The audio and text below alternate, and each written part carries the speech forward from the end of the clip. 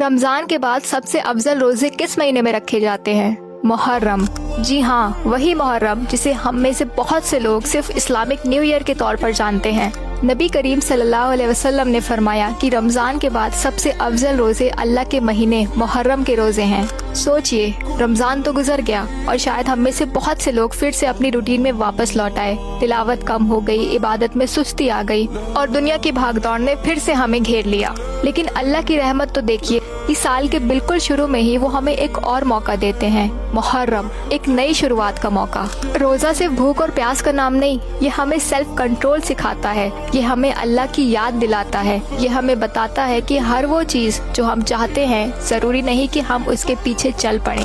شاید اسی لیے سال کا سب سے پہلا مہینہ ہمیں اپنے نفس کو کنٹرول کرنے اور اللہ کے قریب ہونے کی دعوت دیتا ہے۔ لیکن اسی مہینے میں ایک بہت خاص دن بھی آتا ہے، ایک ایسا دن جس کا تعلق ایک بہت عظیم نبی سے ہے، ایک ایسا دن جس کے روزے کا اجر سن کر آپ کو بہت حیرانی ہوگی، عاشورہ۔ نیکسٹ پارٹ میں ہم جانیں گے کہ عاشورہ کیا ہے اور 10 محرم کو ایسا کیا ہوا تھا کہ نبی کریم صلی اللہ علیہ وسلم خود اس دن کا روزہ رکھتے تھے۔